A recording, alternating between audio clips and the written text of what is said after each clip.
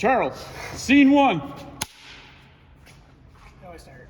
Charles, scene 2. Hey, I'm Charles. This is the Survivalist FJ40. We're doing a little frame modification. Got the shock hoops on now.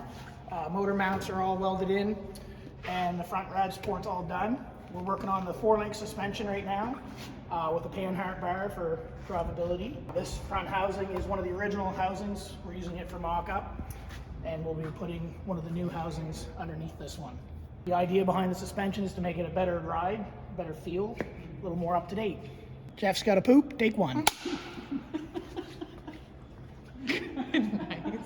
All right, I won't say funny this time.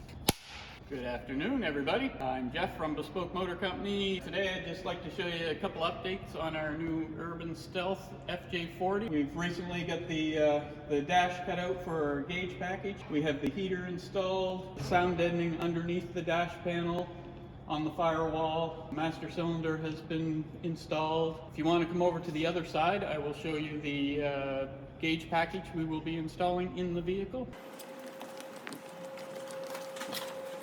So for this one, we're actually going to be doing a retro gauge package using all new Stewart & Warner components, analog gauges. Unlike the rest of the vehicles that we've set up with a digital system using either the Autometer Envision or the digital Dakota. But this one will be all analog. Hopefully in the next week or so, we will have the final dash ready to show you.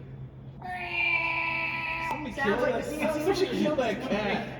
He got this out of this. Hi, my name's David. I work here at BMC Motors. What I do here is I cut out parts that we use inside the machines that you've seen earlier. You just finished talking to Jeff, and what I've recently done for Jeff is I made this here, which is basically a template that you put on the dash, and then you can cut along this line here, and then you'll have the hole in the dash to mount the actual gauge cluster, and from there we go and cut out an aluminum one with a whole bunch of fancy decorative stuff on it.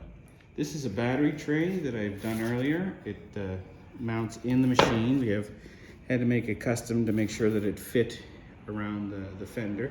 Countersink the holes in the bottom for mounting, so that's one of many things that we make bespoke for our customers here at Bespoke Motor Company.